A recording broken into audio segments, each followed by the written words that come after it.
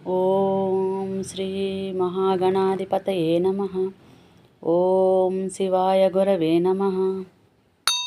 కిందటి ఎపిసోడ్లో మన్మథుడు శివుడిపై దండెత్తి పరాభవం చెందుట, అరుంధతి చరిత్ర తెలుసుకున్నామండి. ఇప్పుడు దక్షుడు తపస్సు చేయడం, అమ్మవారు అనుగ్రహించడం. విష్ణువు వెళ్ళిపోగానే దక్షుడికి కబురు పెట్టాడు బ్రహ్మ. వచ్చాడు దక్షుడు.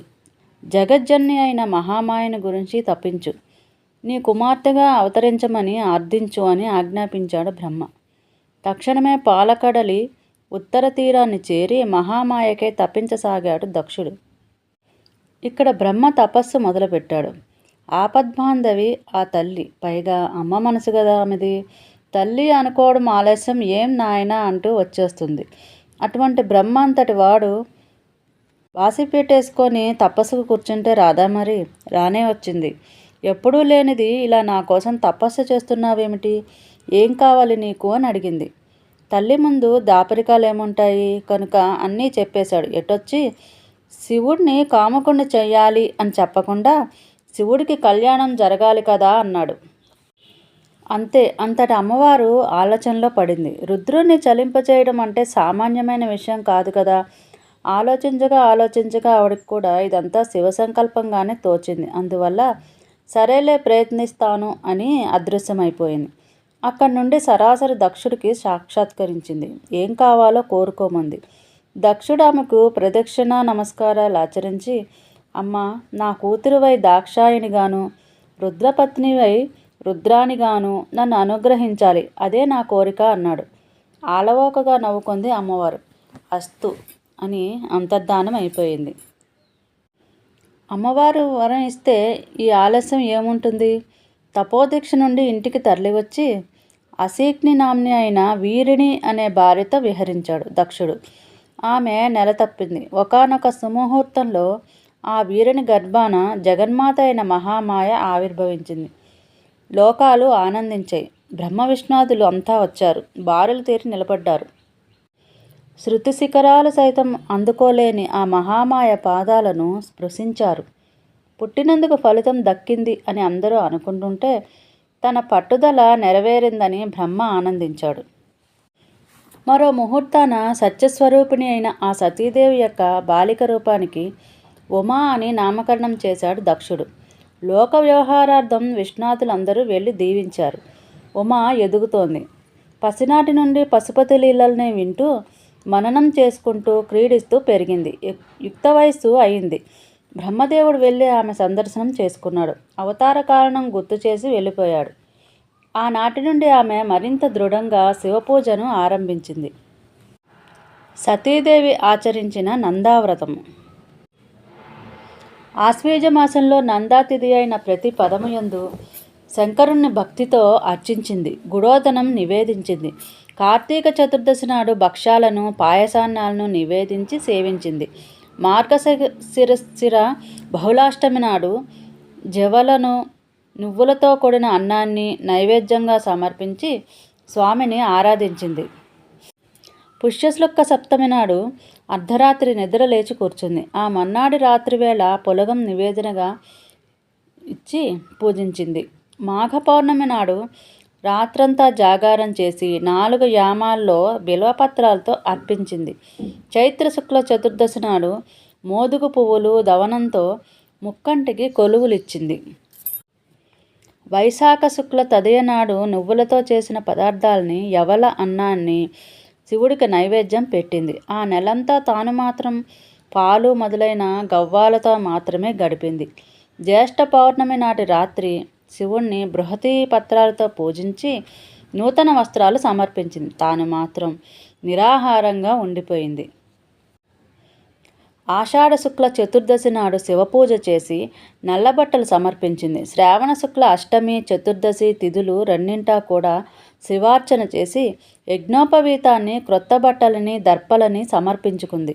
భాద్రపద మాస బహుళ త్రయోదశి నాడు అనేక రకాల పువ్వులతో శివపూజ చేసింది.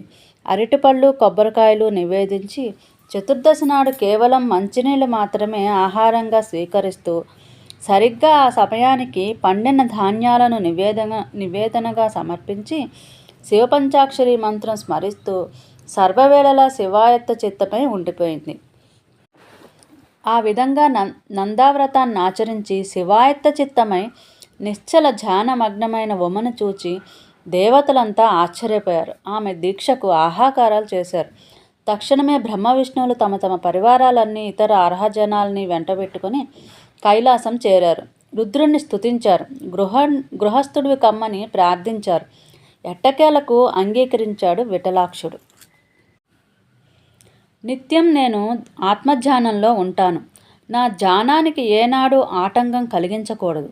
ఒకవేళ అలా ఆటంకం కలిగించినట్లయితే ఆమె నాశనమైపోతుంది. నేను యోగిని కాబట్టి నాకు యోగిని అయిన యోషియే కావాలి. పెండ్లి చేసుకుంటున్నాను కనుక నేను కాముకుడనైనప్పుడు మాత్రమే తాను కూడా కాముకి కావాలి. నేను యోగంలో ఉండగా ఆమె కూడా యోగాన్నే ఆశ్రయించాలి. నిత్యం నాకు అనుకూలతనే అనుసరించగలిగేది అయిన అమ్మాయి ఉంటే చూడండి పెళ్ళాడతాను అన్నాడు రుద్రుడు. అమ్మయ్య అనుకుంది అమరవర్గం. మెల్లమెల్లగా దాక్షాయని విషయం ఆయన చెవిలో వేశారు. ఆమె శివదీక్షను కూడా వివరించారు. మందహాసం చేశాడు చంద్రధరుడు. సతీదేవికి శివుడు ప్రత్యక్షమగుట. నందావ్రతం ముగిసిపోయినా శివదర్శనం కాకపోవడంతో ఉమాదేవి మరింత దీక్షగా ప్రయత్నించాలనుకుంది. ఆశ్వీజ శుక్లాష్టమి నాడు ఉపవాసం చేసి శివారాధన నెరపి ఆ మన్నాడు నవమి నాటి ఉదయం శివధ్యానంలో కూర్చుని ఉండగా ఆమె ముందుగా ప్రత్యక్షమయ్యాడు పశుపతి. పురుషుడు ఎంత అందంగా ఉంటే ఆడవాళ్ళు కళ్ళు కట్టడిపోతాయో అంతకు వెయ్యింతలు అందంగా కనిపించసాగాడు ఆయన. సర్వాంగ సౌందర్యం, స్ఫటికాభదేహం, నేత్రత్రయం, చంద్రజూటం, విశాల పక్షం, నీలగళం, భస్మోద్ధీళితమైన ఆయనను చూచి నునుసిగ్గులు ఇబ్బడి ముబ్బడిగా దబ్బున ఆయన చరణాల వ్రాలి తలవాల్చుకొని ఉండిపోయింది ఉమ.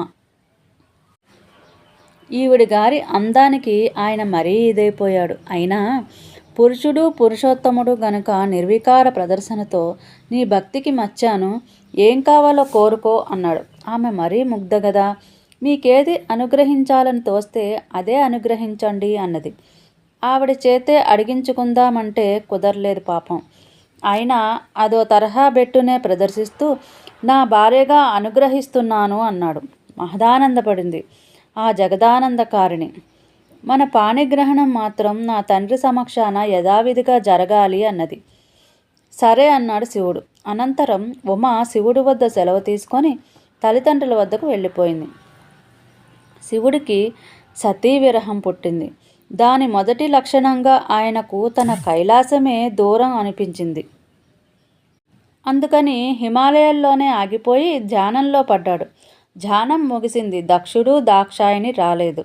పెండ్లి విషయం ప్రసంగించలేదు. తనకేమో మనసంతా ఉమే అయిపోయింది. వెంటనే బ్రహ్మను తలిచాడు.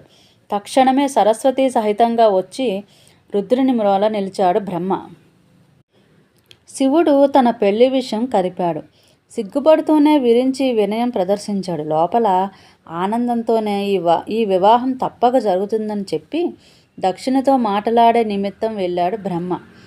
మాటలాడేదేముంటుంది, ఇదంతా వాళ్ళక పన్నుగడ మీద చేసిన పనే కదా. బ్రహ్మ దక్షుడికి చెప్పవలసిందంతా చెప్పాడు. తిరిగి త్రినేత్రుడి వద్దకు వచ్చాడు. అంతా నిశ్చయం అయిపోయింది. ముహూర్తానికి తమరు తరలి వస్తే దక్షుడు ఆ ఉమను నీకు కన్యాదానం చేస్తాడు అని విన్నవించుకున్నాడు. సతీశివుల కళ్యాణం. అది చైత్రమాసం శుక్లపక్షం త్రయోదశి ఆదివారం నాడు పూర్వ ఫల్గుని నక్షత్రాన రుద్రుడు నందివాహనారూఢుడై బ్రహ్మ విష్ణువు ఇంద్రుడు మొదలైన దేవగణాల మహానంద మందహాస కలకల రావాలతో వెన్నంటి రాగా దక్షపురికి బయలుదేరాడు.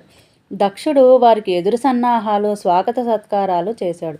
ఒక ముహూర్తాన బ్రహ్మదేవుడు పురోహితుడిగా కన్యాదానం చేశాడు. శివుడు సాంబశివుడైనాడు. దిగంబరుడు జగదాంబపరుడైనాడు. లోకాలన్నీ మహానందవార్ధిలో ఓలలాడాయి. త్రిమూర్తుల్లో మూడవ మూర్తి కూడా గృహస్థుడు కావడం అంటే అదేమన్నా మామూలు సంబరమా మరి? సరే, కన్యాదానాది కార్యక్రమాలు ముగిశాయి. విధివిహితంగా అగ్ని ప్రదక్షిణానికి ఉద్యుక్తులయ్యారు ఉమాశంకరులు. ఆ సప్తపది సమయంలో తన పంతం నెగ్గి ఈశ్వరుణ్ణి ఓ ఇంటివాడిగా చేయగలిగానన్న అహం మొదలైంది బ్రహ్మలో. అహం తలెత్తగానే శివమాయ కప్పివేయటానికి ఆలస్యమే ఉంటుంది. చటుక్కున ఆవరించింది శివమాయ. పిచ్చివాడికి ప్రపంచమంతా పిచ్చిదిగా తోచినట్లు ఆ శివమాయలో పడ్డ ప్రతివాడు తానొక్కడే మాయాతీతుడనుకుంటాడు. సరిగ్గా సప్తపది సమయంలో అమ్మవారి దివ్య చరణం లవలేశంగా కనిపించింది బ్రహ్మకు. అంతే, మాయావృతుడైన బ్రహ్మ మోహంలో పడిపోయాడు. ఈ ఉమాదేవి కాళ్ళే ఇంత అందంగా ఉంటే వదనారవిందం మరింత అందంగా ఉంటుందో అనుకున్నాడు. ఆమె ముఖదర్శనం కోసం ప్రాకులాడసాగాడు. కుదరడం లేదు. ఇది కాదు పని అనుకున్నాడు. అగ్నిహోత్రంలో 2 తడికట్టెలు పడేశాడు. దాంతో అగ్నిమంటపంలోంచి పొగ రాసాగింది. శివుడు కళ్ళు మూసుకున్నాడు. బ్రహ్మ అమ్మవారి ముఖారవిందం చూశాడు. ముగ్ధుడైపోయాడు. కామంతో కైపెక్కిపోయాడు. తక్షణమే స్ఖలించాడు. బ్రహ్మ తేజం 4 బొట్లుగా స్ఖలించబడింది. అది ఎవరూ చూడకుండా కప్పెట్టుకోవాలనుకున్నాడు. కానీ సర్వాంతర్యామి అయిన సర్వేశ్వరుడికి తెలియదా? తెలియనే తెలిసింది. ఆ క్షణమే అగ్రహోదగ్రుడైపోయాడు. త్రిశూలాన్నెత్తాడు బ్రహ్మను వధించడానికి. లోక కళ్యాణకరమైన ఉమాశంకరుల వివాహ దర్శనాభిలాషులై వచ్చిన ఆహుతులంతా ఆహాకారాలు చేశారు. దక్షాదులు ధైర్యంగా ముందుకొచ్చి రుద్రుని పాదాల మీద పడి ప్రాధేయపడ్డారు. ఈ పచ్చని పెండ్లి పందిర్లో బ్రహ్మగారి పాడను లేపవద్దని పలు రకాలుగా ప్రార్థించారు. ఎవరి మొరలు వినలేదు విషమాంబుకుడు. అప్పుడు రంగప్రవేశం చేశాడు విష్ణుమూర్తి. శివకేశవులకున్న పరస్పరాభిమానమేమో మరే ఊహాతీత కారణమేమో గాని విష్ణుమూర్తి విన్నపాలను మన్నించి విధిని క్షమించాడా శివుడు. అందరూ ఊపిరి పీల్చుకున్నారు. బ్రహ్మకు మదభంగం. అనంతరం బ్రహ్మ కూడా అపరాధం క్షమించమని ప్రార్థించాడు. నీ చేత్తోటే నీ తలను స్పృశించుకో అన్నాడు. శివుడు బ్రహ్మ అలాగే చేశాడు. ఇంకేముంది? బ్రహ్మ తల మీద నందివాహనారూఢుడైన రుద్రుడి రూపం ముద్రితము ప్రకటితంగా అయిపోయింది. తెలుసుకున్నాడు తామరచులు. ఇంతకన్నా నా తల కొట్టేసినా బాగుండును అని అనుకున్నాడు.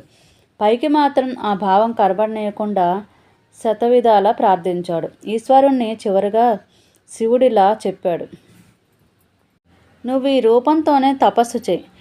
రుద్రశిరస్కుడనే పేర జగత్ప్రసిద్ధుడవుతావు. సత్పురుషులైన ద్విజుల కార్యాలను నిర్వర్తించేవాడు అవుతావు. మానుష రూపంలో మహీమండలాన సంచరించే నిన్ను నీ ఈ రూపం గురించి ఎవరైనా ప్రశ్నించవచ్చు. అడిగిన వారందరికీ యథార్థాన్ని చెప్పుకో. వారు నిన్ను అపహాస్యం చేస్తారు. అలా నవ్వుల పాలైనప్పుడల్లా నీ పాపం కొంచెం కొంచెంగా తొలగిపోతుంది. నవ్వుల పాలవడమే నీకు తగిన ప్రాయశ్చిత్తం. ఎంతైనా విధివి కనుక నీ వీర్యం సంపర్కత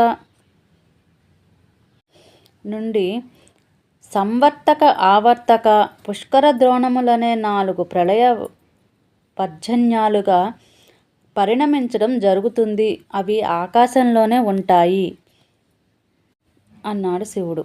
అన్నింటికీ తల వంచాడు బ్రహ్మ. అనంతరం విష్ణీంద్ర దక్షాదుల మాట మీద తక్కిన పెండ్లి తంతులన్నీ పూర్తి కావించాడు బ్రహ్మ. ఆఖరున బ్రహ్మను పిలిచాడు శివుడు. ఈ శుభకార్యం ఆద్యంతం నీ చేతుల మీద పూర్తి చేయించావు. నాకిది సంతోషాన్ని కలిగించింది. ఏమైనా వరం కోరుకో అన్నాడు.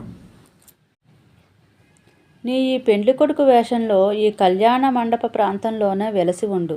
ఈ చెరువులోనే ఆశ్రమం కట్టుకొని తపస్సు చేసుకుంటాను. ఎప్పుడైనా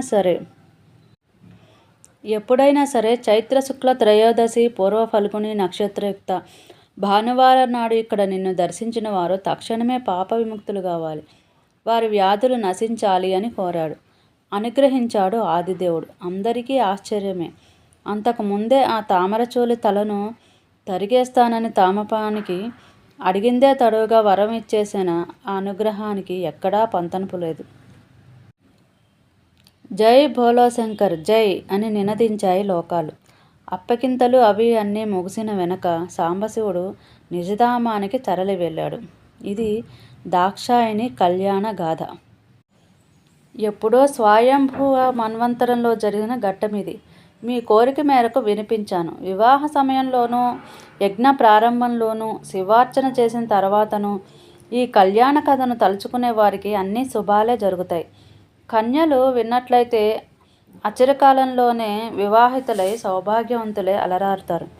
పతివ్రత విన్నట్లయితే పుత్రవతి అవుతుంది. సతీ శివ విహారం. సూతుడు చెప్పినది విని తమ సంతోషాన్ని వ్యక్తం చేశారు శౌనకాదులు. శివ వివాహం వినిపించావు, ఆ సతీపతుల విహార విలాసాలు కూడా వినిపించి మమ్మల్ని ధన్యుల్ని చేయవయ్యా సూత అని అడిగారు వాళ్ళు. తన కుడి అరచేతికేసి చూసుకుంటూ ఉండిపోయాడు సూతుడు. అనంతరం అదొక విలాసంగా నవ్వి ఇలా అన్నాడు, శివమాయ మిమ్మల్ని కప్పకుండా ఉండుగాక. శివ వివాహ వేళ సతీచరణ దర్శన మాత్రం చేత బ్రహ్మ అంతటి వాడే పతనమైపోయాడు. అందువల్ల మీరంతా ఒక్కసారి శివనామస్మరణ చేసుకోండి. ఓం నమశివాయ.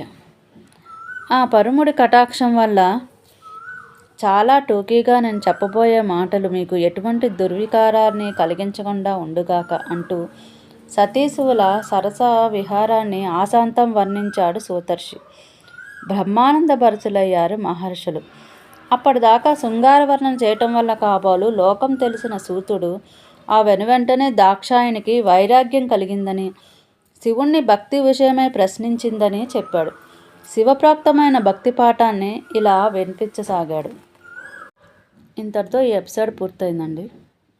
దయచేసి శివపురాణాన్ని షేర్ చేయండి. షేర్ చేయడం వల్ల ఎంతో పుణ్యం కలుగుతుంది. కామెంట్ చేయండి, సబ్స్క్రైబ్ చేయండి, లైక్ చేయండి. అంబికానాథ పాదార్పణమస్తు. స్వస్తి.